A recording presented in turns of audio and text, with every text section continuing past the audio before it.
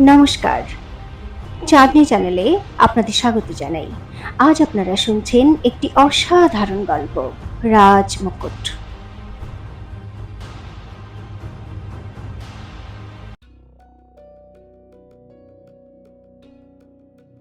ওদিকে চন্দ্রাবতী যখন নিজের ঘরে পৌঁছলো, তখন কিন্নর সোনাল ওর জন্য অধীর অপেক্ষায় বসেছিল। হায় হায় মহারানী মা, ও অস্থির হয়ে জিজ্ঞাসা করলো, এ কথা কি সত্যি যে আপনি রাজমাতার সামনে সুরেলাকে চড় মেরেছেন? তা সত্ত্বেও রাজমাতা আপনার পক্ষ নিয়েছেন? হ্যাঁ, চন্দ্রাবতী হেসে বলল, আর আমি নিজেও অবাক হয়ে গেছি, রাজমাতা এরকম কেন করলেন? এ কথায় সোনাল চিন্তিত স্বরে বলল, তাহলে নিশ্চয়ই কোনো গন্ডগোল আছে। রাজমাতা ভিতরে ভিতরে কোনো খিচুড়ি পাকাচ্ছেন না তো? না হলে উনি তো আপনাকে অপমান করার জন্য বাহানা খোঁজেন। জানি না, চন্দ্রাবতী গুরুত্ব না দিয়ে বলে উঠল, হয়তো ওনার নিজের কোনো উদ্দেশ্য আছে, অথবা হয়তো যতদিন আমি ওনার চিকিৎসা করব, উনি হয়তো বাধ্য হয়েই আমার বিরুদ্ধে কোনো পদক্ষেপ নিতে চান না। এসব ছাড়ো তুমি, এত ভেবো না। এখন বলো তো, অগ্নিসিং কোথায়? সোনাল জবাব দিল, জানি না ও কোথায় গেছে, আমাকে বলেও যায়নি। অগ্নি এরকম হঠাৎ হঠাৎ করে কোথায় গায়েব হয়ে যায়? চন্দ্রাবতী সোনালকে বলল, যাও তো, বাইরে দেখে এসো। সোনাল যেই বাইরে গেল, ও থমকে দাঁড়িয়ে পড়ল। দরজায় উর্বশী দাঁড়িয়েছিল। ওকে দেখে চন্দ্রাবতী চমকে উঠল। প্রণাম মহারানী। মাথা নিচু করে ধীরে ধীরে বলল, আমি কি ভিতরে আসতে পারি? কিছু কথা বলার ছিল আপনাকে। সোনাল আর চন্দ্রাবতী পরস্পরের দিকে তাকালো। সোনাল ওকে ইশারায় না বলল। চন্দ্রাবতী সোনালের ভয়কে নস্যাৎ করে উর্বশীকে বলল, হ্যাঁ হ্যাঁ হ্যাঁ, অবশ্যই, এসো না, এসো, এই আসনে বসো। উর্বশী সসংকোচে একটা আসনে বসল।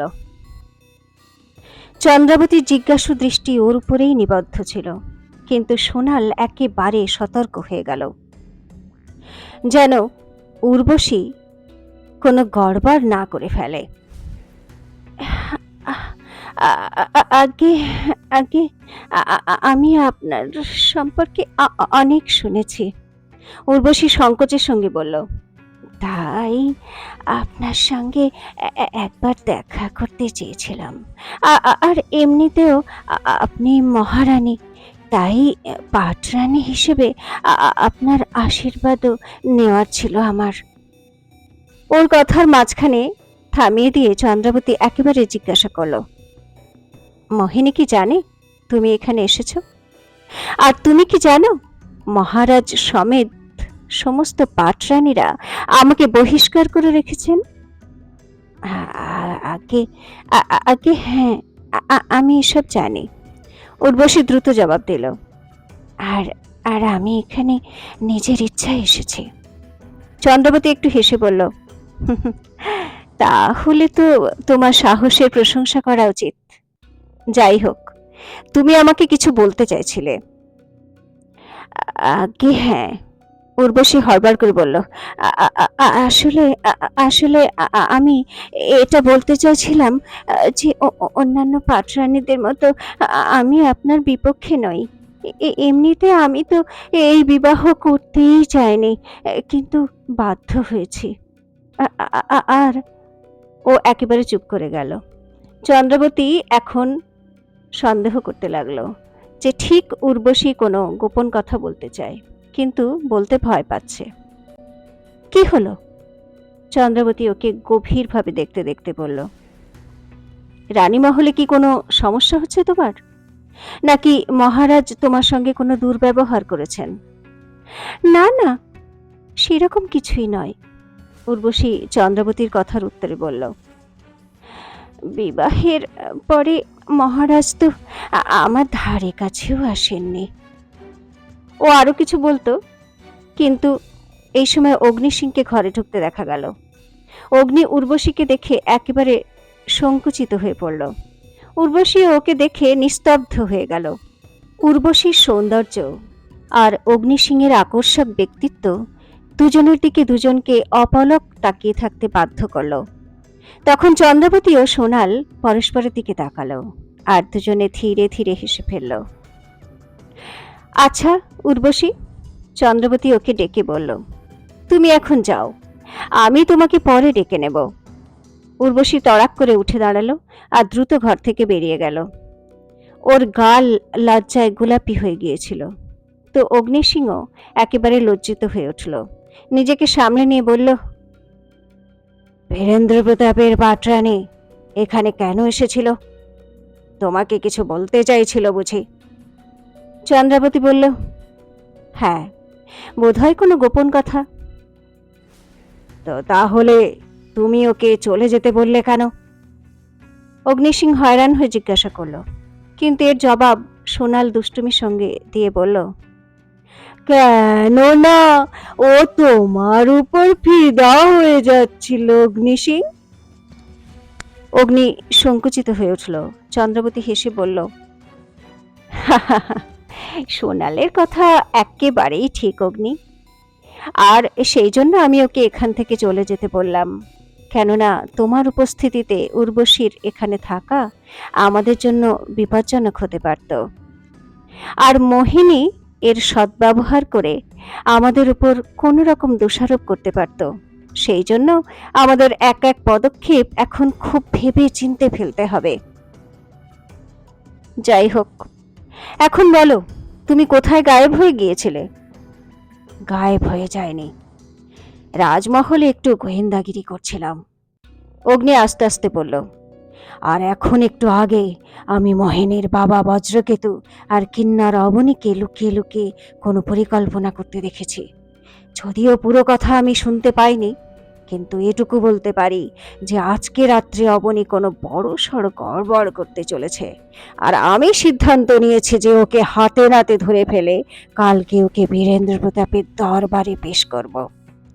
কথা শুনেই চন্দ্রাবতী একেবারে কোনো এক গভীর চিন্তায় মগ্ন হলো। তারপর অগ্নিকে বুঝিয়ে বলল, ঠিক আছে, কিন্তু সাবধান থাকবে, বজ্রকেতু মোহিনীর চেয়েও বেশি শয়তানি বুদ্ধি ধরে। তুমি চিন্তা করো না চন্দ্রাবতী, অগ্নি বলল, কাল সকালে আমি মোহিনী আর ওর বাবার পর্দা ফাঁস করে দেব বীরেন্দ্র প্রতাপের সামনে, আর তাও পুরো প্রমাণ সহকারে। আসলে চন্দ্রাবতীর অগ্নিসিংহের দক্ষতার উপর পূর্ণ ভরসা ও বিশ্বাস ছিল, কিন্তু তাও ও ভয় পাচ্ছিল যে বজ্রকেতুর মতো শয়তান বদমাস জেনে শুনে অগ্নিকে ওর ষড়যন্ত্রের অঙ্গ বানাচ্ছে না তো। গভীর রাত পর্যন্ত নিজের বিছানায় শুয়ে শুয়ে বিনিদ্র চোখ ছাদের দিকে নিবদ্ধ করে চন্দ্রাবতী এই সব ভাবছিল। তারপর কে জানে কখন ওর চোখ লেগে এসেছিল। মহারানী মা, দরজা খুলুন! বাইরে থেকে আসা কিন্নর সোনালের ভয়ার্ত গলায় ওর তন্দ্রা ভেঙে গেল। ও দেখলো ভোর হয়ে গেছে। ও দ্রুত উঠে দরজা খুলতেই সোনাল ঝড়ের মতো ঘরে ঢুকে এসে বলল, মহারানী মা, সর্বনাশ হয়ে গেছে, কাল রাত্রে কেউ শশীকলাকে হত্যা করেছে। চন্দ্রাবতী শুনে স্তব্ধ হয়ে গেল। সকাল সকাল কিসব বাজে বাজে কথা বলছো সোনাল? ও একেবারে ঘাবড়ে গিয়ে বলল, বাজে কথা নয়, সত্যি কথা মহারানী মা। সোনাল কাঁপতে কাঁপতে বলল, শশীকলার ঘরে ওর মৃতদেহ পড়ে আছে। চন্দ্রাবতীর একটা গভীর ঝটকা লাগলো। কাল রাত্রে যে অজানা ভয়ে ও ভীত হচ্ছিল, কোথাও এটাই সেই ভয় নয় তো?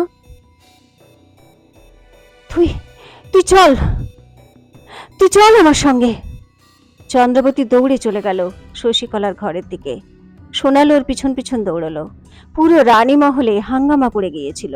শশীকলার ঘরের বাইরে পাটরানীরা, কিন্নরেরা, পাহারাদাররা ও সৈনিকরা ভিড় করে দাঁড়িয়েছিল। ঘরের ভিতর বীরেন্দ্র প্রতাপ হয়রান হয়ে শশীকলার মৃতদেহ দেখছিল। রাজবৈদ্য মৃতদেহ পরীক্ষা করতে ব্যস্ত ছিল। মোহিনী বীরেন্দ্র প্রতাপের পাশে দাঁড়িয়ে লাগাতার কেঁদে যাচ্ছিল। শশীকলা আমার ছোট বোনের মতো ছিল মহারাজ। মোহিনী বিলাপ করে বলল, খুব ভালোবাসা ছিল আমাদের মধ্যে, কিন্তু কে জানে এই ভালোবাসায় কার নজর লেগে গেল। না জানে সে কে, যে আমাকে আর শশীকলাকে ঈর্ষা করত। তখন চন্দ্রাবতী সেখানে এসে পৌঁছলো। বীরেন্দ্র প্রতাপের চোখ একেবারে ওর দিকে চলে গেল। ওই সময় রাজবৈদ্য বলল, মহারাজ, রানী শশীকলার মৃত্যু কোন বিষের কারণে হয়েছে। এ কথা শুনেই সবার চোখ চন্দ্রাবতীর দিকে উঠে গেল। বীরেন্দ্র প্রতাপের একটা ঝটকা লাগলো। ওর চোখে এখন চন্দ্রাবতীর জন্য সন্দেহ ঝরে পড়তে লাগলো। ঘরের পরিস্থিতি দেখে সোনাল খুব ঘাবড়ে গেল। সে ভাবল, এই হত্যার জন্য মহারানী চন্দ্রাবতীকেই দোষী সাব্যস্ত করছে না তো এরা?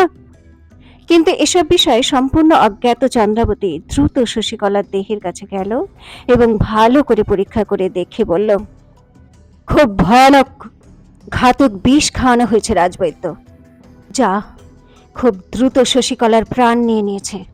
না হলে সময় থাকতে ওই বিষের ওষুধ তৈরি করা যেত। কিন্তু খুনি হয়তো এই কথা আগে থেকেই জানতো, সেই জন্য শশীকলার বাঁচার সমস্ত পথ বন্ধ করে দিয়েছে। এ কথা শুনে রাজবৈদ্য ব্যঙ্গ করে বলল, আপনি একদম ঠিক বলেছেন। এমনিতেই এই সমস্ত বিষ সম্পর্কে আপনি অনেক কিছু জানেন, আর এই ধরনের বিষ আপনার কাছে অবশ্যই আছে। আপনিও তো অনেক কিছু জানেন। চন্দ্রাবতী রাগী চোখে ওকে দেখতে দেখতে বলল, আমার চিকিৎসা জ্ঞানকে ছোট করার জন্য আপনি তো কারুর না কারুর উপর বিষ প্রয়োগ করেই থাকেন। চন্দ্রাবতীর ইশারা মোহিনীর দিকে ছিল। রাজবৈদ্য একেবারে ঘাবড়ে গেল। চন্দ্রাবতী, বীরেন্দ্র প্রতাপ কঠিন গলায় বলল, এসব কি আজে বাজে বকছ? নানা রকম দোষারোপ করছো তুমি রাজবৈদ্যর উপর। ইনি কি শশীকলাকে মারার চেষ্টা করেছেন? দোষারোপ আমি নই, রাজবৈদ্য আমার উপর করছে, চন্দ্রাবতী রুক্ষস্বরে বলল। কিন্তু হয়তো আপনার এসব বোধগম্য হয়নি মহারাজ। বীরেন্দ্র প্রতাপ কিছু বলার আগে পাটরানীদের মধ্যে থেকে সুরেলা এগিয়ে এসে বলল, মাফ করবেন মহারানী, রাজবৈদ্য দোষারোপ করছেন না, বরং সত্যি বলছেন। মহারানী তো তখন থেকেই শশীকলাকে মারার ইচ্ছা রাখতেন, যখন থেকে শশীকলা এসব তন্ত্র মন্ত্র জাদু টোটকা এই সব দোষারোপ ওনার উপর করেছিলেন। আমি নিজে দেখেছিলাম যে ইনি শশীকলাকে এমন ভাবে দেখছিলেন যেন ওকে মেরেই ফেলবেন। এ কথা শুনে চন্দ্রাবতীও রেগে গিয়ে ওর দিকে এগোতে এগোতে বলল, তো কাল রাজমাতার সামনে যে থাপ্পড় মেরেছিলাম তোমাকে, তার ঘা এখনো যন্ত্রণা দিচ্ছে তোমাকে? এখনো এতটাই ছটফট করছো তুমি যে মিথ্যাকে জোর করে সত্যি প্রমাণ করতে চাইছো? চন্দ্রাবতী, বীরেন্দ্র প্রতাপ এখন জোরে চিৎকার করে উঠল, নিজের মর্যাদা বজায় রাখো, আর সব সব বলো, তুমি কি শশীকলাকে হত্যা করেছ, হ্যাঁ কি না? চন্দ্রাবতীর পা যেখানে ছিল সেখানেই থেমে গেল। ও বীরেন্দ্র প্রতাপের দিকে তাকিয়ে বিদ্রুপের স্বরে বলল, এখন এলেন না আপনি আসল কথায়? কিন্তু আমাকে কেন জিজ্ঞেস করছেন? নিজের প্রিয় পাটরানীকে জিজ্ঞাসা করুন না, অথবা ওর বাবাকে, যে এবার আমাকে খুনি প্রমাণ করার জন্য কোন কোন প্রমাণ কোথায় কোথায় লুকিয়ে রেখেছে। বীরেন্দ্র প্রতাপ রাগে ছটফট করে উঠল। তো মোহিনী একেবারে কান্নার অভিনয় করে আরো জোরে জোরে কাঁদতে লাগলো। তখন এতক্ষণ ধরে ভয়ে ভীত সোনাল সতেজে এগিয়ে আসতে আসতে বলল, না মহারাজ, মহারানী মা একেবারেই নির্দোষ। ইনি হত্যা করেননি। ইনি তো কাল রাতে নিজের ঘর থেকে বাইরেই বেরোননি। তোর এত বড় সাহস! হঠাৎ বীরেন্দ্র প্রতাপ সজোরে একটা থাপ্পড় সোনালের গালে বসিয়ে দিয়ে বলল, একজন চাকর হয়ে আমার মুখে মুখে কথা বলছিস? সৈনিকরা, একে ধরে এক্ষুনি কাল কুঠুরিতে বন্দি করো। দ্রুত কিছু সৈনিক সোনালকে ধরার জন্য এগিয়ে এলো। খবরদার! হঠাৎ চন্দ্রাবতী সোনালকে নিজের পিছনে টেনে নিয়ে চিৎকার করে উঠল, যদি সোনালকে ছুঁয়েও দেখেছ তো ফল ভালো হবে না। সৈনিকরা একেবারে থেমে গেল। বীরেন্দ্র প্রতাপ চন্দ্রাবতীর রূপ দেখে এক পলকের জন্য তো নির্বাক হয়ে গেল। পর মুহূর্তেই ও নিজের তলোয়ার কোমরের খাপ থেকে বের করতে লাগলো।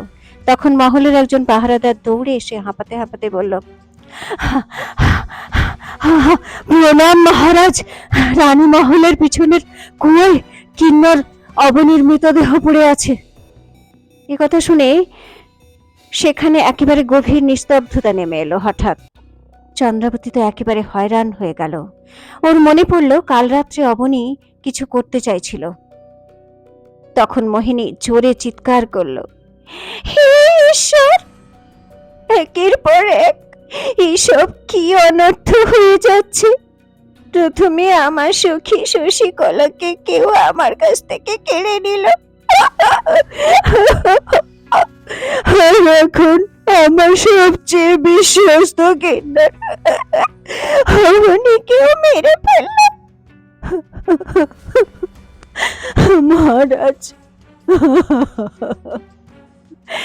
আপনি থাকতে এসব কি হচ্ছে এখানে? এ কি ধরনের ষড়যন্ত্র রচনা করা হচ্ছে এখানে মহারাজ? বীরেন্দ্র প্রতাপ কিছুই ভাবতে পারছিল না। তখন সেখানে একটা তেজি আওয়াজ পাওয়া গেল, অবনীর হত্যাকারী এখানে মহারাজ। সবাই চমকে দেখলো বজ্রকেতু নিজের কিছু সৈন্য নিয়ে এদিকেই আসছিল, আর ওই সৈনিকরা অগ্নি সিংকে বন্দি করে রেখেছিল। কয়েকজন সৈনিক অবনীর মৃতদেহ বয়ে আনছিল। এসব দেখে চন্দ্রাবতীর মাথায় বিদ্যুৎ চমকালো। কাল রাত থেকে ও যে ভয় পাচ্ছিল, শেষ পর্যন্ত তা সত্যি হলো। ও হয়রান হয়ে ভাবল, সত্যি সত্যি কি অগ্নি অবনীকে মেরে ফেলেছে, নাকি এটা বজ্রকেতুরই ষড়যন্ত্র?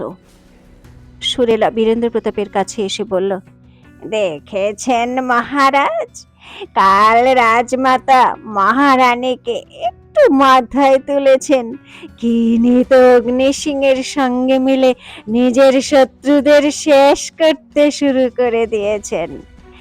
আজ অবনী আর শশীকলাকে মেরে ফেলল, কাল অন্য কোনো পাটরানীর পালা আসতে পারে। বীরেন্দ্র প্রতাপের চোখ লাল হতে লাগলো। ওর রাগ একেবারে সপ্তমে চড়ে গেল। অগ্নি সিংকে নিয়ে গিয়ে কাল কুঠুরিতে ফেলে দাও, ও গর্জে উঠল। তখন রাজমাতা গার্গী সেখানে এলেন। তিনি কিছুটা দূরে অমর্ত্যর সঙ্গে দাঁড়িয়েছিলেন আর খুব মনোযোগ সহকারে বেড়িতে বাঁধা অগ্নি সিংকে দেখছিলেন। তো এবার কি হবে অগ্নি সিংয়ের সঙ্গে? ওই কি অবনীকে হত্যা করেছে, নাকি ওর বিরুদ্ধে কেউ ষড়যন্ত্র রচনা করেছে? শেষ পর্যন্ত উর্বশী কেন এসেছিল চন্দ্রাবতীর কাছে? জানতে হলে শুনতে থাকুন রাজমুকুট, এক ঐতিহাসিক প্রতিশোধ, শুধুমাত্র চাঁদনির সঙ্গে চাঁদনি চ্যানেলে।